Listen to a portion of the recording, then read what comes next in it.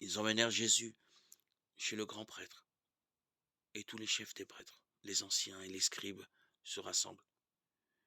Pierre avait suivi Jésus de loin, jusqu'à l'intérieur du palais du grand prêtre, et là, assis parmi les gardes, il se chauffait près du feu. Les chefs des prêtres et tout le grand conseil cherchaient un témoignage contre Jésus pour le faire condamner à mort, et ils n'en trouvaient pas. De fait, plusieurs portaient de faux témoignages contre Jésus, et ces témoignages ne concordaient même pas. Quelques-uns se levaient pour porter contre lui ce faux témoignage. Nous l'avons entendu dire, je détruirai ce temple fait de main d'homme, et en 3 jours j'en rebâtirai un autre qui ne sera pas fait de main d'homme. Et même sur ce point, il n'était pas d'accord. Alors le grand prêtre se leva devant l'assemblée et interrogea Jésus. Tu ne réponds rien à ce que ces gens déposent contre toi. Mais lui gardait le silence, et il ne répondait à rien.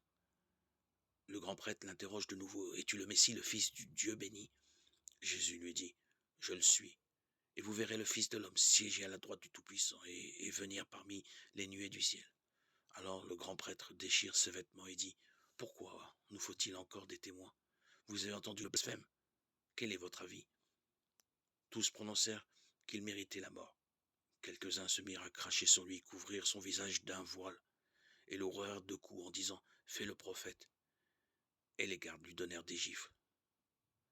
Comme Pierre était en bas dans la cour, arrive une servante du grand prêtre. Elle le voit qui se chauffe le dévisage et lui dit, toi aussi tu étais avec Jésus de Nazareth. Pierre le nia. Je ne sais pas, je ne comprends pas ce que tu veux dire. Puis il sortit dans le vestibule. La servante l'ayant vu recommença à dire à ceux qui se trouvaient là, et voilà un qui aidait l'heure. De nouveau Pierre le niait. Un moment après, ceux qui étaient là lui disaient, sûrement tu en es. D'ailleurs tu es galiléen. Alors il se mit à jurer en appelant sur lui la malédiction. Je ne connais pas l'homme dont vous parlez. Et aussitôt un coq chanta pour la seconde fois. Alors Pierre se souvint de la parole de Jésus. Avant que le coq chante 2 fois, tu m'auras renié 3 fois. Et il se mit à pleurer. Marc 14, 53, 72.